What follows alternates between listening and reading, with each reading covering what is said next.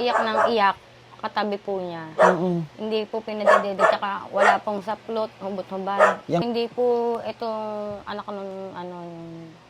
Ibig sabihin na ano siya sa kalsada? Kahit po manlaban, basta po ano lang.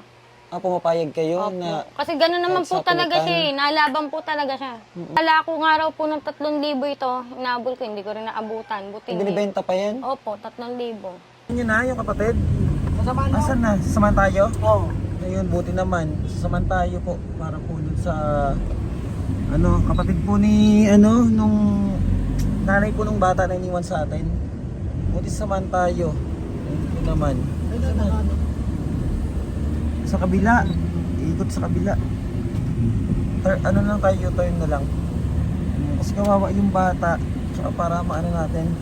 Sinunod natin asawa nung kapatid nun, nung nanay nung bata. Saan? Ayun lang, saan ang nakapula? Saan yan? Sundan mo yung nakapula. Yun, yung nakapulang Oy, paayos ng sarado dito. Muna. Ayan, sundan pala natin yun, yung nakapula. Nakapula. Wala rin kasi ako kasi dinudugo pa yun ngayon. Dinudugo pa siya. Ay, kapanganak niya lang, di ba? Panganak lang po. Ito po kasi yung, yun eh. ito po yung bata, yung sanggol po, na kapatid po nung bata na dinala sa atin, sa shelter. Dinala po kasi sa amin yung kapatid niya, dinala doon ng barangay. Pangatlo po yun. Pangatlo yun, pangatlong anak. Ibig sabihin may mga anak pa pong iba. Opo, malaki na yung isa doon, si Anyos po. Tapos ito yung pinakabunso. Ito po si ate, kapatid po nung nanay po, nung bata na dinala sa ating shelter. Kapatid po kaya no, tama? Panganay po. Oo, panganay siya na kapatid. Ngayon po, etong bata na to, may mga nagsabi po kasi na dala-dala niya daw to. Paano niyo po nakuha yan? Ano po, yung bawsi po ng Barangay Nueva. Tinawagan po ako kasi nakita po na iyak ng iyak, katabi po niya. Hindi po pinadedede, tsaka wala pong saplot, hubot-hubad. Yang bata na yan? Bit niya na walang damit? Nagkataon Grabe. po yung isa, kakilala po ako, kaya ako po yung tinawagan kasi alam po na kapatid ako. Kaya ako po yung tinawagan ng madaling araw para sunduin yung bata. Buti nakuha mo. Kawawa naman. Buti hindi napahamak sa kalsada yan. Ilang beses ko na nga pong sinusundan, di ko lang maano-ano yung maabot-abutan. Yung ano kasi, gusto ko talaga siya matsyempohan ng tulog Para makuha mo para yung makuha ko bata. po kasi nananakit po yun. Bali po, ano pong desisyon nyo ate? Nasa amin po yung isa, no? Ano pong pangalan nun? Angelita? Angelita Yung po. sabi niyo. Nasa amin po, okay lang po ba sa inyo na nasa amin muna siya? Opo, mas maganda na po yung ano. Tapos may isa pa siyang anak daw na naggagala-gala lang din sa bayan. Yung lalaki po, Sino ayun kasama po niya yung panganay doon? nun. Kasama niya ba yung tatay niya? Nakakulong po yung Ay, nakakulong. tatay Nakakulong nun. pa Tsaka yun. hiwalay na po sila nun. May iba na asawa yung lalaki. Paano yung bata na yun? Paano siya nabubuhay? Ito po, hindi po itong anak nung ano yung... Ibig sabihin na ano siya sa kalsada? Nabuntisan siya? Na pag-aanuhan po kasi siya, di ba yung may depression po. Oo, pinaglalaroan pa ng mga mga taong masama pa yung nung nabubuhay pa yung nanay ko ang nag-aasikaso sa kanya pagdala-dala sa mental. Kamamatay lang ng nanay namin na September. Katapusan. Hindi na namin siya maasikaso. Tapos nagagatas pa yung bata. Nagagatas pa yan. Hindi lang pwedeng dito magatas. Babae po yan? Lalaki po. Lalaki. Hindi ko naman kaya kung silang lahat ngayon kukunin ko rin. Bali po, ano pong desisyon niyo ate? If ever na kami willing kami tulungan yung nanay nila. Opo. Ano po, okay lang ba sa inyo? Opo. Kasi wala na rin naman kaming magagawang paraan para matulungan din siya. Kasi kung kami, sa amin nga, lalaban din po siya. Wala rin Nalaban kaming na. kakayahan na pang financial po ba para matulungan din siya, may paggamot. Tapos ate, paano yan? Kasi di ba nga siya? Parang malala siya. Sobrang lala niya ngayon. Nag-bisyo po kasi siya kaya Malala siya. ganyan siya. Paano po yan if ever na yung ayaw sumama sa amin?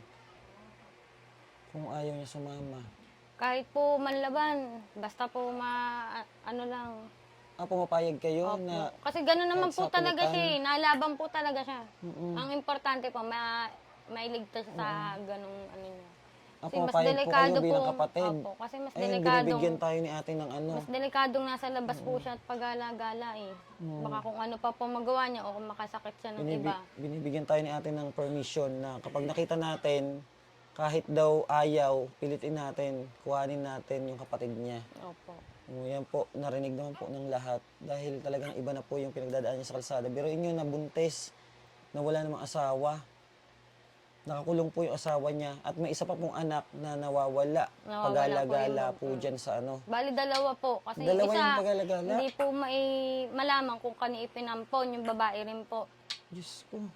Wala Bakit na siya sa pinapaampon katino. niya, te? Nawala na siya sa katinuan Basta eh. ibinibigay niya lang? Hindi ko rin po alam. Hindi ko na rin nasubaybayan kung saan niya dinala. Bali- Kaya ito po, nung ipinanganak, sinusubaybayan ko talaga siya. Nagtatanong-tanong ako saan nagpupunta eh. Eh, buti na lang tinulungan kami ni Congressman Matibag yung mga tauhan niya para makuha ito. At may bigay sa akin. Tapos ate, saan siya madalas napunta? Saan mo siya nakikita? Yung nanay ng mga bata. Diyan lang daw po sa may bonnet. Nilalako nga raw po ng 3,000 ito. Hinabol ko, hindi ko rin naabutan. Buti hindi. Binibenta pa yan? Opo, 3,000. Ngayon, ate, dito siya. Minsan nandito siya sa Cuyab. Opo, Minsan nasa ang lugar siya. Para kung sakali, Plaza po. mag-iikot kami. plaza. Oo. Madalas po Ano ba yun, plaza Jen? yan. Alam mo pa yung itsura nun? Minsan Gusto daw mo po ba sa yun? may dambana. Sa may Saan yung dambana. dambana?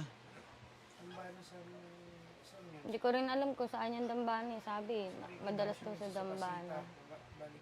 Palakad-lakad naman po kasi. Matagal nang ganun yung ano nun ate, yung kalagayan nun.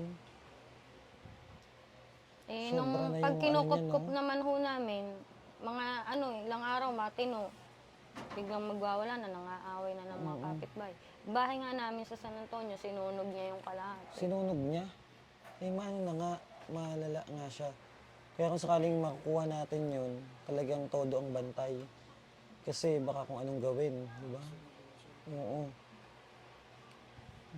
Kawawa naman to, buwan pa lang. Wala Araw pang pa lang buwan. po. Nung Araw 15 pa lang lang? po to eh. Noong 15 lang siya pinanganak.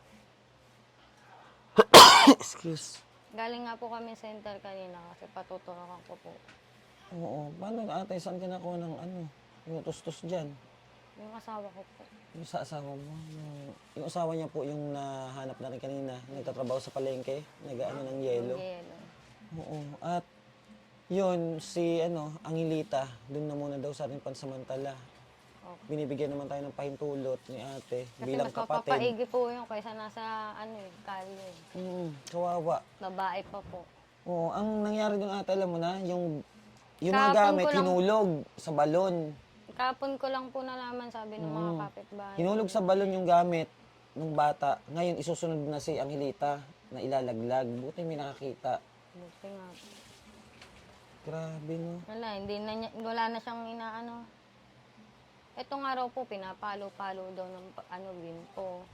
Diyos ko, sa liit ng bata na yan. Ganun pa yung ginawa niya. Tapos napapaliguan niya pa ng buhay na tubig. Alas 7 ng gabi raw. Sa may simbahan. Buti talaga na agapan na nakuha mo yan. Natuwa nga ako eh. Talagang dinadasal ko na may tumulong sa aking makuha to kasi itong iniisip ko eh. Kakapanganak pa lang Kawawa eh. ng bata. Diyos ko, lalaki. Opo. Lalaki yung anak niya na bunso, pinakabunso. Pero po yung anak niya lahat 5. Pang-apat po ito. Pang-apat to. Opo. Itong 2 pinakabunso. babae tsaka 2 lalaki. Yun, si Angilita, doon na muna sa atin. Kasi kawawa naman. Pinalayas daw po yun ng lola eh. Kasi Pinalayas nasa sila? Langkiwa na. Opo, nasa Langkiwa na raw po yun. Kinuha pinalayas silang magkapatid ng lola dahil daw sa tuta. Namatay daw yung tuta. Dahil hindi ko lang naman yan, alam ang bahay namatay ng yung lola tuta, niya. Pinalayas sila. Opo. Ngayon Kaya po, napunta ulit kay Nene yung bata. ngayon po nakikita nyo yung kapatid nyo. Ano pong itsura niya ngayon? Ay, hindi na. Nung nakuha ko po kasi ito, hindi na ako nagpakita doon. Eh. Baka kasi pag nakita kami, hablutin na lang bigla sa akin yung baby. Kawawa naman yung bata. Talagang nananakit yun, nananapok yun. Buti kung sapok-sapokin lang ako eh, kung manaksak. Nanaksak na yun ng isang beses eh.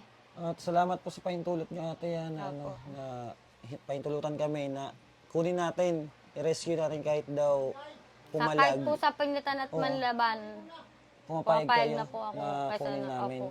Kaysa naman po madisgrasya sa labas o makadisgrasya siya. Mas okay na po yung Opo, hiningi po namin yung permiso nyo ate kasi alam nyo naman na hindi dapat ganun, di basta-basta yung Opo. proseso. Ngayon, may mga napapagaling naman kami at may sarili naman silang doktor, di ba? Napapacheck up. Talagang yung iba nakikita nyo, kung nanonood po kayo, nakikita nyo na gumagaling po yung iba nating mga inaalagaan at marami na po tayong napauwi sa mga pamilya. At sana, ito, isang malaking hamon na naman to sa nanay nila. Sana mapaigi natin, mapagaling natin. Ayan, at salamat ate, mag-iwan kami ng pang ni baby. Ano ba yun, nagkagatas siya. Opo. Mag-iwan kami at kawawa naman, napakaliit pa pala nitong bata na to. Si Angelita, madaldal. Napakadaldal na bata, nakakatuwa. Ito, Kapamanding ko po yun kaso ate, pang bili ng ng bata. Ay, salamat po. Gatas or diaper. Opo. Oo, dahil mahirap pag may baby. Lalo na minsan kapag minsan di mo alam kung anong nararamdaman, di ba? Para may hawak ka. At sa Alam mga- na nga po agad sa barangay pagpunta ko kung ano yung istorya namin ng bata eh. At pag babalik po kami ha. Maraming salamat po. Opo, marami rin po salamat. Panayam namin kayo. Ano nga po ulit pangalan niyo? Maria Teresa de los Reyes si po. Ate Maria Teresa de los Reyes. Thank you so much ate. Ha. Ay, salamat Kayo po. namang bahala dyan. Alagaan niyo, ingatan. Isang anghel yan. At kami naman bahala kay Angelita. Maraming salamat po at ito po Marami pala rin yung po kwento ng salamat. buhay nila. At talagang matagal na panahon natin na ganun siya. Mga ilang taon na. Sa pangalawa niya pa lang pong anak. Ano Na pang po yung anak? anak Eh, di niya, mga sobrang tagal apat na. na po. Mga apat na po yata. Kasi 3 beses na pong bumalik ng mental yan eh. Oh, pero pag lumalabas okay naman. Opo. Tapos pag bumabalik sa Bibisyo. ayan na naman Ayun siya. naman siya. Yun lang. Atayaan nyo. Maganda ho kasi nun maiparehab din talaga siya eh. At saka mailayo siya sa matagal siya bago palabasin dapat. Opo. Para makalimutan niya. Mga baby na. Ayan, maraming salamat mga kababayan. At ito, napunta natin. Ganito pala, kaliit pa lang yung bata at yung sitwasyon ng buhay nila. Pasalamat tayo, may kapatid siya na nagmamalasakit sa mga anak niya kahit papaano, kahit mahirap yung buhay. Ilan din po anak niya ate? Dalawa na po. Dalawa. May anak din siya, pero mas gusto niya na kunin para mas maging safe yung bata. And thank you so much at salamat po ate. Maraming salamat. Thank you rin po. Yan, mga kababayan, abang na lang po sa update kung ma-rescue po natin yung nanay ng mga batang ito. Maraming salamat po. Bye-bye po. Thank you po.